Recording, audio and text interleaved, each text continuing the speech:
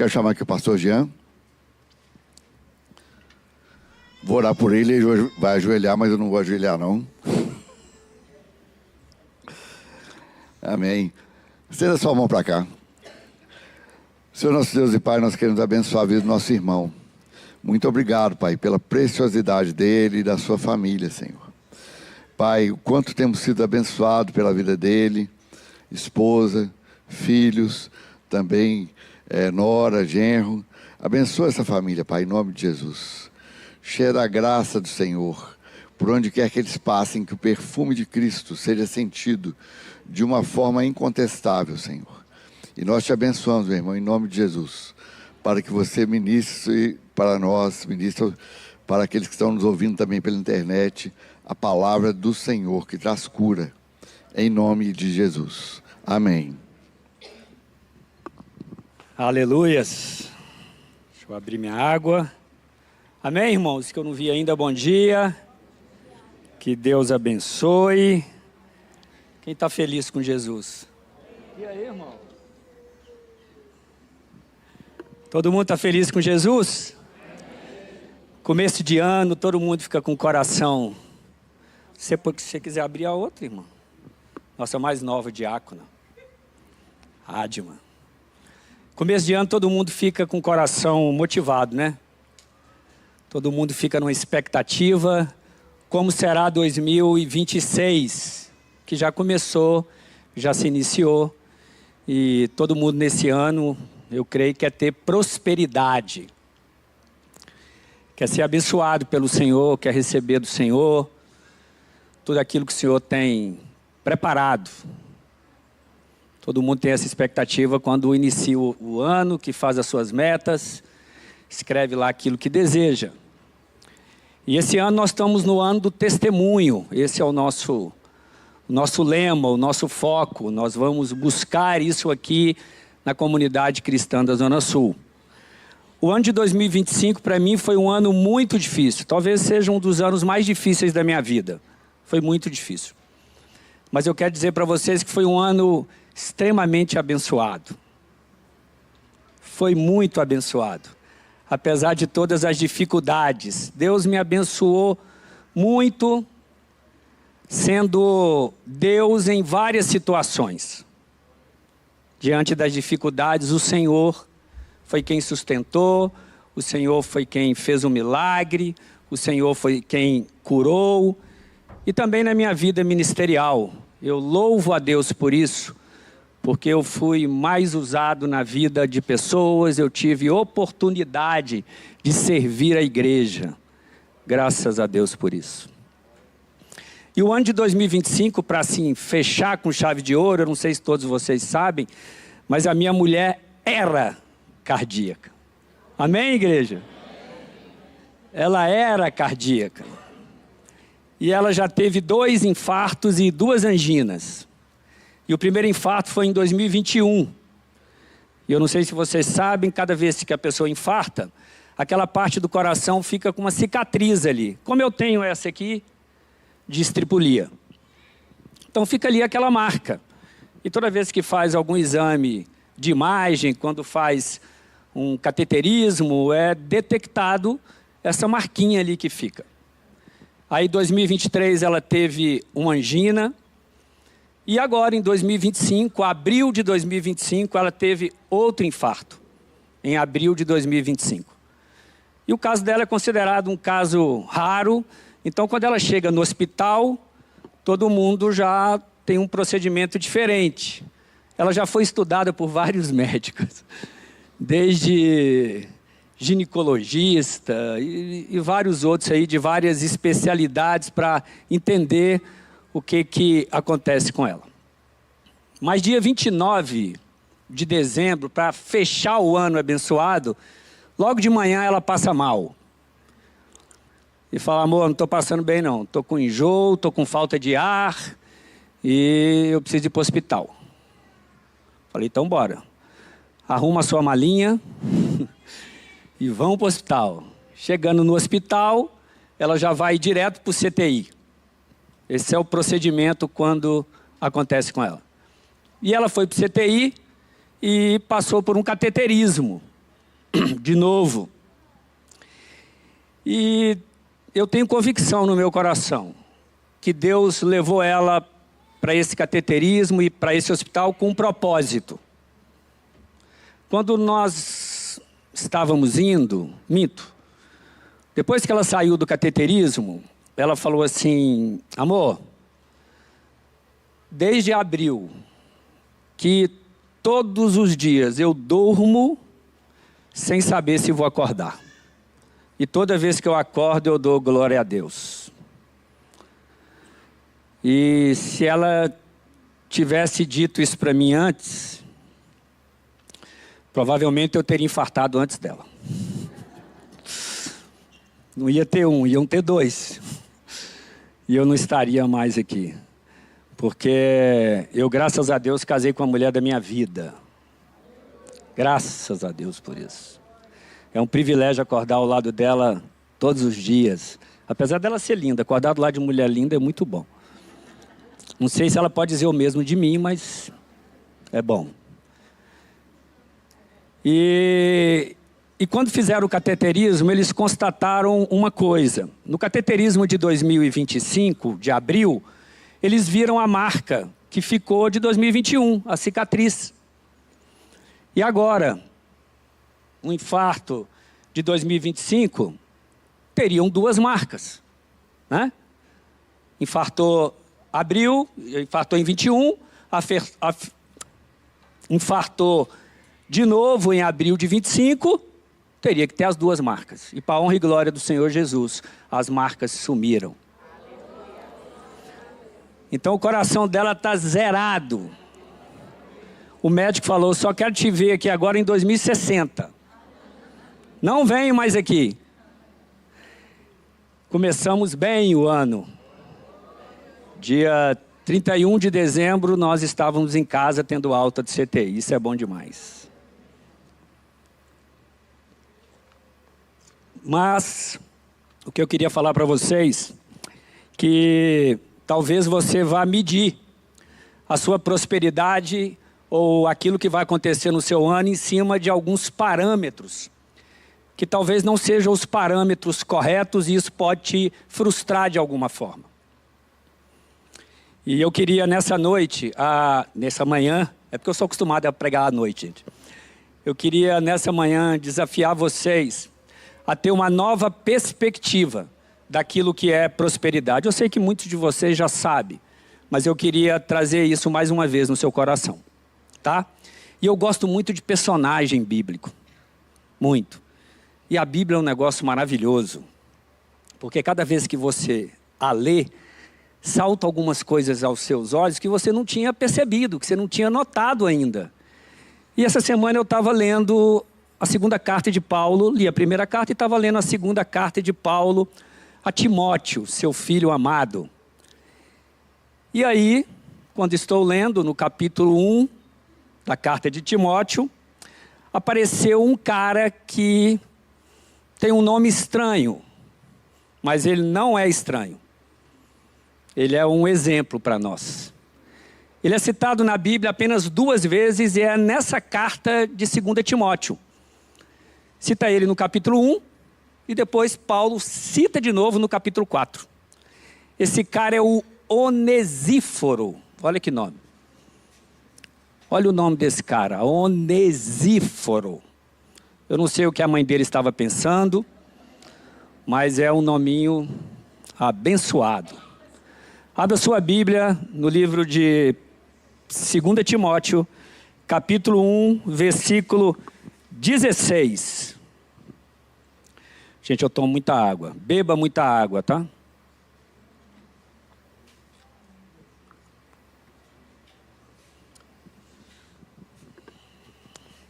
Diz assim: que o Senhor seja bondoso com a família de Onesíforo, pois muitas vezes ele me animou e não teve vergonha de mim por eu estar na cadeia. Pelo contrário, logo que chegou a Roma, ele me procurou até me encontrar. Que o Senhor dê a ele a certeza de que naquele dia ele receberá a sua misericórdia. E você sabe melhor do que eu o quanto ele me ajudou em Éfeso. Eu não sei se o Onesíforo era rico. Eu não sei quantos bens ele tinha. Eu não sei como é que foi o ano, ou como estava o ano do Onesíforo. Provavelmente não estava sendo fácil. Porque a igreja estava passando por uma perseguição. Paulo mesmo disse que muitos o abandonaram, e talvez com medo, já prevendo aquilo que iria acontecer com Paulo, e um ano provavelmente muito difícil, uma época muito difícil para a igreja. Mas foi um ano de um derramar do Espírito Santo de Deus, de renovo, de milagres, e o Onesíforo estava no meio dessa turma. Mas uma coisa eu quero te afirmar: o Onesíforo era um homem próspero. E por isso que Paulo pôs o nome dele aqui e ressaltou algumas coisas que não eram características do Onesíforo, mas atitudes que o Onesíforo tinha. E eu quero convidar a igreja para que esse ano nós sejamos próximos de atitude daquilo que o Senhor quer, deseja e espera de cada um de nós. Chega de sermos iguais. Não dá mais. Não dá mais para levar a vida cristã como se ela fosse uma vida individual. Não dá mais para levar uma vida cristã como se o outro não importasse, ou como se eu fosse a única e última Coca-Cola do deserto. Não dá mais. Não dá mais. Deixa eu te contar um segredo. Jesus está voltando. E Ele vai resgatar a sua igreja. E Ele precisa ver essa igreja ativa. Nós precisamos ativar a igreja do Senhor. Vamos ver o que esse Onesíforo fazia. Olha que benção. A primeira coisa que Paulo fala é que o Onesíforo o animou. Irmãos, Paulo estava preso. Paulo estava preso. E Onesíforo chegou ali e animou a Paulo. Talvez com palavras, talvez com oração, talvez com a simples presença, talvez sendo o ouvido, talvez sendo o ombro, mas o que Paulo está dizendo, que esse Onesíforo o animou. A pergunta para nós é: quantas pessoas você animou em 2025? Quantas pessoas estavam caídas, tristes, necessitando, como o Ellison disse aqui na ceia? Precisando de dinheiro, precisando de consolo, precisando de uma palavra, precisando de um renovo. Na vida de quantas pessoas nós fomos onesíforos? A outra coisa que ele diz, que esse Onesíforo, ele não se envergonhou da condição de Paulo. Paulo estava preso. E em nenhum momento, o Onesíforo teve vergonha da condição que Paulo estava. Quantas vezes você deixa de fazer as coisas por ter vergonha da sua situação? Talvez mesmo por causa do pecado. Talvez mesmo pelas dificuldades que você está vivendo e vai pensar o que os outros vão pensar de mim, como é que eu vou orar para Deus abençoar os outros, sendo que eu mesmo, no meu entendimento, eu não estou sendo abençoado. Como? Mas Paulo diz, o Onesíforo, ele não teve vergonha das minhas cadeias. Onesíforo, ele me procurou até me encontrar. Procurar dá trabalho. Saber da dificuldade dos outros dá trabalho. Procurar saber da vida dos outros dá trabalho. Porque a partir do momento que você quer saber, você toma uma postura. diante daquela pessoa e diante daquilo que Deus nos deu e espera de nós, que é uma postura ativa. Cristianismo precisa, deve e necessita ser ativo. Nós, igreja, precisamos olhar para o lado. Nós precisamos olhar para o nosso irmão.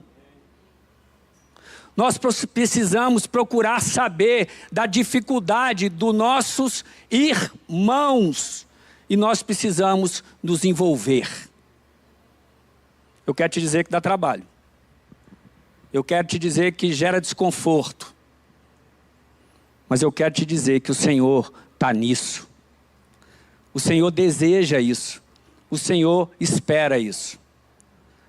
Outra coisa que o Onesíforo fez foi que esse Onesíforo ajudou a Paulo. Ele me ajudou. Talvez com recursos, provavelmente sim. Talvez no próprio ministério de Paulo. Era um homem que ajudava. Era um homem que fazia uma coisa prática, uma ação prática. Que metia a mão no bolso, que ia na casa, que animava, que não tinha vergonha, que ajudava. Esse era o Onesíforo. Eu quero ser Onesíforo na vida de vocês. E peço perdão se eu não tenho sido Onesíforo na vida de cada um de vocês. Eu quero levar vocês para uma outra história. Uma história que tem um fofoqueiro, que tem um paralítico e que tem 4 amigos.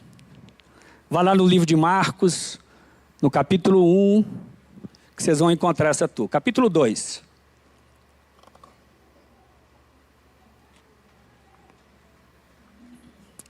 Tá frio aqui, viu? Eu tô tremendo de frio aqui.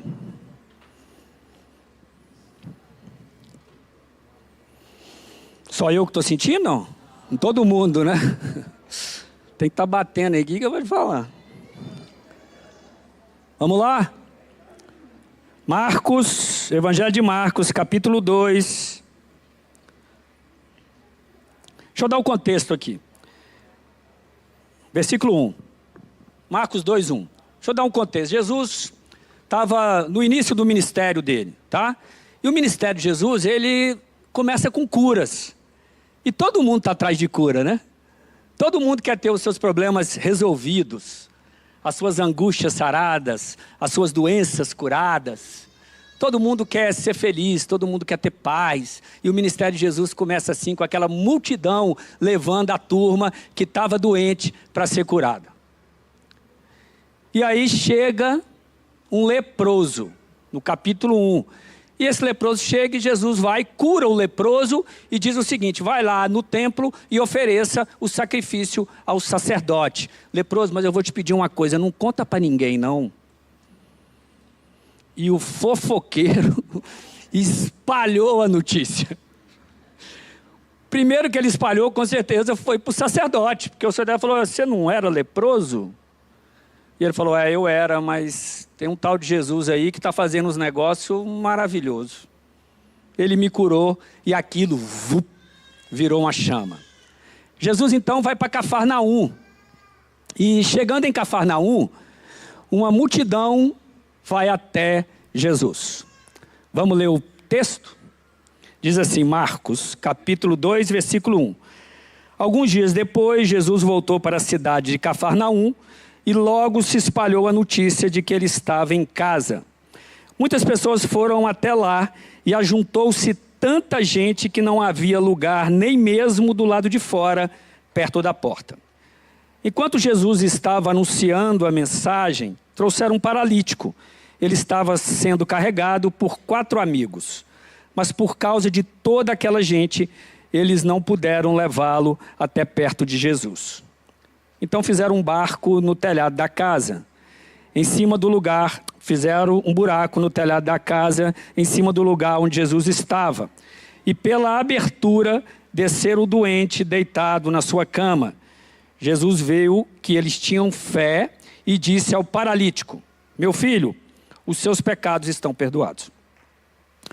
Alguns mestres da lei que estavam sentados ali começaram a pensar: o que é isso que esse homem está dizendo? Isso é blasfêmia contra Deus. Ninguém pode perdoar pecados, só Deus tem esse poder. No mesmo instante, Jesus soube o que eles estavam pensando. Por que vocês estão pensando essas coisas? O que é mais fácil dizer ao paralítico? Seus pecados estão perdoados? Ou levanta-te, pega a tua cama, o teu leito e ande. Pois vou mostrar a vocês que eu, o Filho do Homem, tenho poder na terra para perdoar pecados. Então disse ao paralítico: eu digo a você, levanta-te, pega a tua cama e vá para casa. No mesmo instante o homem se levantou, na frente de todos, pegou a cama e saiu. Todos ficaram muito admirados e louvaram a Deus, dizendo: nunca vimos uma coisa dessa. Amém? Um fofoqueiro, um paralítico e 4 amigos. Eu quero te dizer que esses amigos foram onesíforos. Onesíforos. Talvez seja um dos maiores onesíforos que tem a história descrita. Pensa na cena. Um paralítico deitado numa cama. Com certeza esses amigos chegaram lá e falaram: olha, deixa eu te contar uma coisa. Os seus problemas estão resolvidos. Você não acredita o que está acontecendo. Tem um tal de Jesus aí. Ele está curando todo mundo. Ele é o cara. E nós vamos te levar lá para que você seja curado. Agora eu me coloco no papel do paralítico. Ô gente, não mexe com isso não. Eu já passei por isso. Eu fui curado aqui sem querer vir. Com resistência a vir. Ô gente, não mexe com isso não. Vocês não sabem o que é ser paralítico. Dói tudo. Naquela época não tinha remédio, não tinha injeção. Eu estou aqui no estado de nervo. Não mexe comigo não. E os amigos falam: não, você vai. Nós acreditamos na cura. Onesíforos. Bora. Bora, nós vamos te levar na cama. Vamos embora, já que você está reclamando, eu vou te levar na cama. Chegou lá, tinha uma multidão. E aí o paralítico deve ter falado: eu falei para vocês. Bora voltar. Me deixa quietinho. Nós não vamos conseguir chegar lá. Não, nós vamos conseguir sim. Espera aí, sai daí, deixa o paralítico passar, nós precisamos levar ele para ele ser curado. E talvez tenha um com dor de cabeça, talvez tivesse outro com dor de dente, talvez tivesse outro com febre, talvez tivesse outro que o filho estivesse chorando. Estava lá. Olha, tem uma situação muito pior aqui. Vai lá que ele vai ser curado. Muitas vezes nós somos a multidão. E dizemos: não. Eu resolvo primeiro o meu problema. E depois eu te ajudo a resolver o seu. Primeiro eu. Depois o outro. Primeiro eu. Depois o outro. Aqueles homens tinham tudo para voltar para casa. Eles tinham toda a prerrogativa de voltar para casa e pôr o paralítico na cama de novo e deixar ele morrer nessa situação. Mas eles não fizeram isso. Falaram: nós não vamos desanimar. Está vendo aquele telhado? Nós vamos te levar até lá. E nós vamos descer e te pôr aonde Jesus está. O paralítico deve ter entrado em desespero. Arrumam as cordas. Como é que é? Vocês vão me descer pela corda? Vai arrebentar a corda.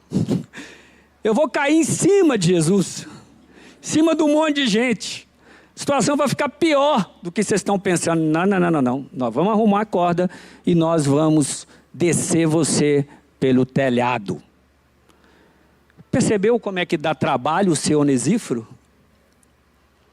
Dá trabalho. Eu preciso sair da minha zona de conforto. Muitas vezes eu preciso recrutar outros. Eu preciso usar de coisas práticas, corda, disposição. Mas eu preciso exercer o cristianismo. Eu preciso ser canal de bênção do Senhor. Eu preciso ser a voz da esperança. Nós precisamos ser sal e luz da terra. E aí eles descem esse paralítico por essa corda. E chega lá, Jesus diz o seguinte para ele: os seus pecados estão perdoados. O que é que o paralítico queria? Ser curado. O que é que os amigos dele queriam? Que ele fosse curado. E eles, olhando pela abertura, devem ter pensado: ô Jesus, não faz isso com a gente não. Faz isso não, Senhor. Dá uma palavra para que ele saia desse leito. E Jesus disse: os seus pecados estão perdoados. Eu creio que naquele momento, aquele paralítico olhou nos olhos de Cristo e havia tanto amor, tanto amor, tanto amor, que se ele continuasse naquela cama, se ele continuasse naquela maca, ele iria pensar: não preciso de mais nada. Eu não preciso de mais nada. E naqueles olhos falava o seguinte: eu posso resolver os seus problemas, mas eu também posso não resolver os seus problemas. Se eu resolver os seus problemas, surgirão outros problemas, porque assim é a vida. Mas eu quero te levar, paralítico, para uma nova dimensão. Eu quero que você experimente o amor transformador. Eu quero que você seja tocado pelo meu Espírito. Eu quero que você receba a vida eterna, que você vá para um lugar que nem olhos viram, nem ouvidos ouviram, nem jamais penetrou no coração de homem nenhum o que Deus tem preparado para aqueles que o amam. Eu posso resolver o seu problema, mas eu quero te dar mais. Eu quero soprar vida sobre a sua vida. E aqui entra um outro personagem, que são os teólogos, os doutores da lei, os analisadores, os que sabem muito de letra e vivem pouco. Entra outra turma aqui. Uma turma que nos desanima, uma turma que nos critica, uma turma que só olha o natural e não olha o espiritual. E diz o seguinte: tá bom, quem é você? Com que autoridade você fala que os pecados estão perdoados? Só Deus pode perdoar pecado, e por que você está falando isso? E Jesus falou: eu conheço o coração seus. Eu sei de onde vocês vêm. Vocês conhecem muito e vivem pouco. Vocês têm ouvido, mas não escutam. Vocês têm olhos, mas não veem.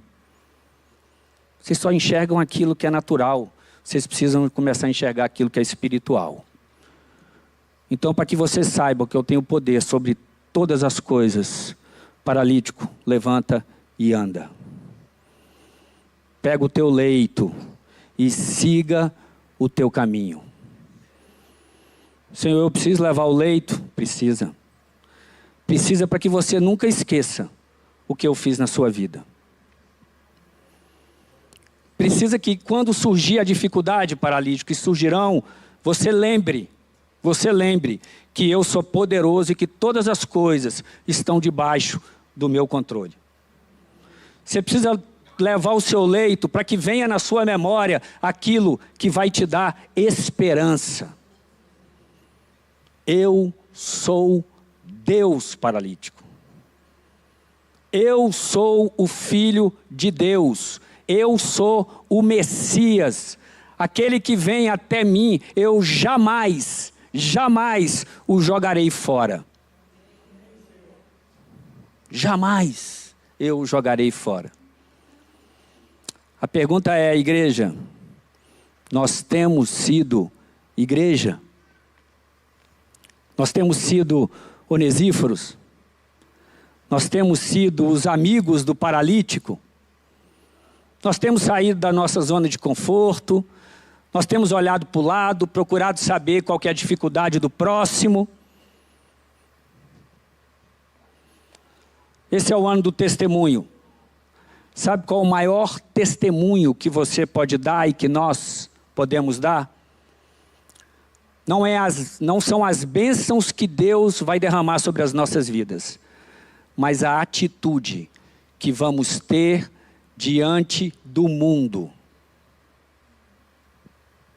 Esse é o verdadeiro testemunho. Que nós possamos andar de cabeça erguida. E que as pessoas olhem para nós e digam, eu quero o que você tem. Você é diferente. Você me olha de uma forma diferente. Você me ama de uma forma diferente. Você se comporta de uma forma diferente. Esse é o verdadeiro testemunho. E essa deve ser também a sua medição de sucesso em 2026. O desejo do meu coração é que quando chegar em dezembro de 2026, você faça um balanço da sua vida. E pense, eu fui onesíforo? Eu fui um onesíforo? Eu fui os 4 amigos? E que se você responder para você mesmo que sim, eu quero te dizer que lá do alto o Senhor está dizendo, este é meu servo, bom e fiel. Amém? Mas a primeira atitude que nós temos que ter, e preste atenção nisso, é entender como aquele paralítico, eu creio que entendeu, olhando para os olhos de Jesus, que Jesus é o caminho, a verdade e a vida. E que ninguém vai ao Pai a não ser por Ele. O apóstolo Paulo traduz isso de uma forma maravilhosa, que ele diz o seguinte, se com a tua boca confessares a Jesus, e em teu coração credes que Ele ressuscitou dentre os mortos, vocês serão salvos. Confessa com a boca, crê no seu coração e você será salvo. Eu quero te fazer onesíforo a partir do momento que você tem essa atitude. Eu quero mudar a sua vida, eu quero transformar a sua vida, eu quero te fazer uma nova criatura. Mas para isso você precisa confessar com a sua boca. Para isso você não precisa ter vergonha de mim. Para isso você não deve se envergonhar de quem eu sou. Eu quero te fazer um convite se você não tomou essa atitude ainda. Isso é para quem entendeu. Levante a sua mão, que eu quero orar por você. Alguém? Amém. Glória a Deus. Alguém mais? Amém. Aleluias. Eu quero dizer que vocês tomaram a melhor atitude da vida de vocês. A partir deste momento do ato de confissão de fé que vocês vão fazer aqui, eu creio que o Espírito Santo vem habitar dentro da vida de cada um. E vocês serão nova criatura, mas o mais importante, vocês venceram a morte. Vocês se tornaram imortais. Vocês vão para um lugar que nem olhos viram, nós iremos para um lugar que nem olhos viram, nem ouvidos ouviram, nem jamais penetrou no coração de ninguém o que Deus tem preparado para aqueles que o amam.